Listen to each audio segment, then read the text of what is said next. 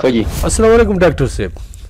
وعلیکم السلام. ډاکټر صاحب په سوشل میډیا د درو څلورو نه یو نوټیفیکیشن چلیږي چې په سواد کې د ټیکس لپاره د دفتر لپاره بلډینګ ګوري. نو زه حیران یم د دې نه مخکې یو کمشنر و هغه به بار بار پریس کانفرنس کوو تاسو ته ویوي چې تاسو اوسې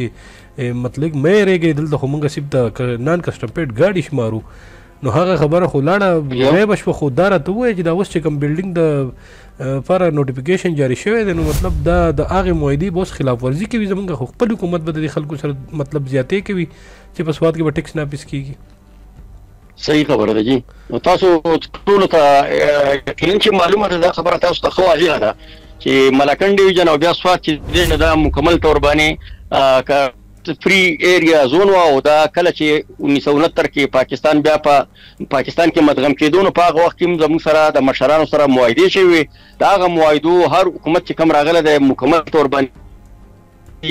موږ ورته دا واضح کوو چې دلته د ملاکنډ ډیویژن چې خپل کم آئیني او قانوني حیثیت و دا یې ولې چیړو چې کله په 26 جون 2018 باندې د نواز شریف صاحب حکومت او د قبایلو د ایجنسیانو انضمام کېدو په هغه وخت کې موږ د دې خبرې مخالفت کړو چې موږ د ملاکنډ ډیویژن او د قبایلو چې کوم انضمام دی موږ په یو صورت باندې موږ ته قابل قبول هم نه دی او قبایلو ته هم قابل قبول ځکه نه دی چې د قبایلو لپاره چې د هغې خپل یو حیثیت او که خیبر خوا کې شامله کړل نو قبایل چې څومره دي د هغو به ډېر د مشکلاتو او تکلیفاتو سره به مخامخ وي. خو بیا د سرتاج عزیز په سربرۍ کې کومه کمیټي جوړه شوه د دې مقصد دا و چې د یو څو مشرانو سره هغو ملاقات وکړو. د هغه مشرانو د ملاقات په ذریعه باندې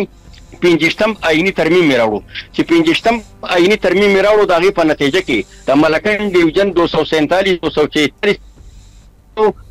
دغه سلاحي په بلوچستان کې په چوب کې په نورو ډیویژن سیاتی پکې چې او 25م آئیني ترمیم راغی نو سرتاج عزیز صاحب په هغه وخت باندې په هغې باندې خپل اختلافي نوټ هم لیکلی دی چې ملاکنډ ډیویژن او قبایل چې کوم دي د 10 کالو پورې به دلته هېڅ قسمه ټیکسونه نه وي. نو دا په 2018 کې معاهده شوې ده حکومت دا انضمام کړی دی او نن آی د 2024 شروع د 6 کاله لا اوس هم په ټیکس کې لا پاتې دي چې په ملاکنډ ډیویژن کې څوک ټیکس ولګوي او بل طرف ته د سټیټ د حکومت سره چې کوم پاکستان اګریمنټ چې د سواد خلک او د ملاکنډ ډیویژن خلک چې کم دی دا په هر دور کې په هر وخت کې ځپلی شوی دی. تاسو بل ټول دنیا ته معلومه ده چې ملاکنډ ډیویژن کې دلته دهشتګردي وه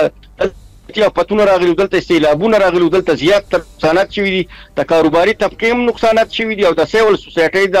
عوام هم زیاتر نقصانات شوي دي. تاسو ټول ته پته ده چې دا یو صنعتي علاقه ده. دلته کې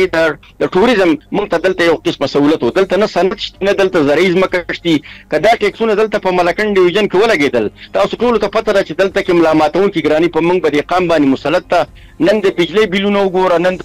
وګوره هغه خلک نشي جمع کولی. دا کې دفترې چې دلته کې موږ پسې راوړي نو د ملاکنډ ډیویژن او د سوات نه هغوی یو تجربه جوړه کړې ده چې د دې ځای نه به موږ هغه شروع کړو. د سوات خلک چې کوم دی دا پرامن خلک دی دا په مذاکراتو په ذریعه باندې خبرې کوي. راشه دا دفتر د قیام دلته جوړ کوي. موږ سلیم جان صاحب دا خبره په باقاعده طور باندې موږ واضح کړو. د سوات فدریشن ترجمه حیثیت په سوات قومي جرګې د ورکینګ کمیټې د ممبر حیثیت باندې موږ قاعده طور وفاقي حکومت ته نگران حکومت ته دا موږ واضح کوو چې د ملاکنډ به تجربهګاه نه جوړ قیام تاسو دلته کوئ که دا دفتر یې خامخا تاسو دلته جوړ کړي نو د دې نه به د لاین مسله به کېږي او د هر مخې ته په قاعده طور باندې د سوات تاجر برادري د ملاکنډ ډیویژن په سطحه به باقاعده طور باندې د هغې رد عمله به دی د دې مخې ته به احتجاج کوي او موږ دا ونه کوو چې ملاکنډ ډیویژن چونکې نه ده دلته کې پاکستان حکومت د سوات عوامو له د ملاکنډ ډیویژن عوامو له هېڅ قسمه سهولت نه دی ورکړی هېڅ قسمه ریلیف یې وله نه دی ورکړی. کوم لوډ ټریډینګ بدترین چې کېږي دا اوبه ده معدنیت زما دي د سوات زمرود زما دي ما له دې اول په دې سوات په زمرودو کې د سوات په اوبو کې د سوات په ځنګلاتو کې ما له دې باقاعده طور باندې رایلټي راکړي بیا که حکومت ټیکس لګوي نو زه بیا ذموار یم زه بیا ټیکس لګولی شم. یو طرف ته مال دا زما نه مرکز خوري او بل طرف ته دې ځپلي شوي قوم باندې دلته ټیکسونه لګوي نو موږ دی چې د دې دپاره او باقاعده طور باندې منګه لایمل تیارو په هغه لایمل کې په باقاعده تور باندې منګه دا اعلان کوو چې په کوم ځای کې دفتر جوړ شو منګ به د ملکنډ ډیویژن د 9 ضلعو د ټریک فدریشن ورسره د سواد چې څومره سیاسي پارټیان دي د ډیویژن چې څومره پارټیان دي څومره قومي مشران چې څومره دي څومره پرایویټ تعلیمي ادارې چې دی په باقاعده تور باندې په भरपूर طریقه د دې دفتر مخې ته احتجاج کوي د نان کسټم پیټ گاډو په اړه کې داسې نمونه حالات مونږ ته جوړ کړل چې دا مونږ د دې گاډو عدد شمار معلومو چې د دې نه مخکې تاسو ته معلومه چې دا د تانو په سطح باندې د دې عدد شمار معلوم شوی او د دې اوس دوباره ضرورت نه و چې د ایکسایز ټیکسیشن په نوم باندې دا باقاعده تور باندې پروفایلینګ وکړو د دې نه معلومیږي داسې چې دا کم گاډي دو ځان سره اغستې دي چې د دې په باقاعده تور باندې د سواد خلک ټیکس ورکوي او مونږ وفاقي حکومت ته اف بي آر والا ته دا وایو چې دا د خپل دماغونو دا خبره مکمل تور باندې وباسي د سواد عوام چې کم دي هغه په ټیکس باندې هیڅ قسمه سودابازي نه کوي د دې نه به ډیر خطرناک نتایج به د دې نه راوځي د دې لپاره به عوام باقاعده تور باندې براپاسي او د دې لپاره به قرباني به ځکه کوي چې دلته تاسو ولیدل چې د بجلی د ملامتون کې بیلونه په پسې راغلي د سوګیس کې چې کوم فکر دي خلک د سوګیس د دفتر مخې ته روزانه خلک یو خپل کوله په طرف ملامتون کې غني مونږ باندې را روان نو موږ را خبر وایي کو نن هغه حکومت بیا بر چې کوم دلته دا ټیکسونه په موږ باندې دلته ناپیس کړو دلته انضمامي کړو نن هغه حکومت راغی تاسو چې کله کابینه جوړه شو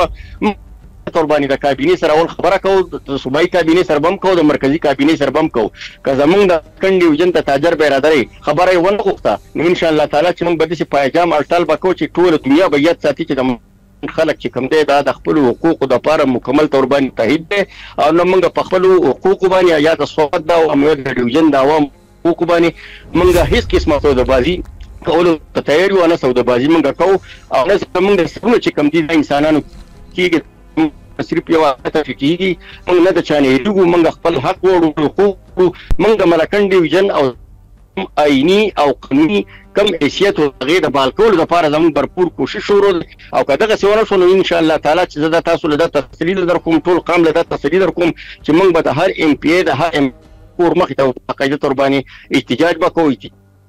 ځان سره ټول قام په دې احتجاج کې شریک وو او په دې ټیکسونو په دې صورتحال باندې په مکمل تور باندې منګه په پوره کوو خو موږ په یو صورت باندې د جوړو ته تیار نه یو د دینه د پسواد کې یا په ډیویژن کې د لاین اړ صورتحال دي چې د سواد انتظامیه شو یا د ډیویژن انتظامیه شو یا صوبایي نگران حکومت شو پکاردار چې دا کومه فیصله چې کړی دا د فصول تاریخ باندې بری 16 فروری باندې دا کوم نوټیفیکیشن چې کړی ته دفترو د جوړولو د قیام د پرې تور باندې واپس واغستې شي او د سواد او د ډیویژن خلک مزید نور امکانات کې نه چي ویل چې دا د هر ازمیت نه تیر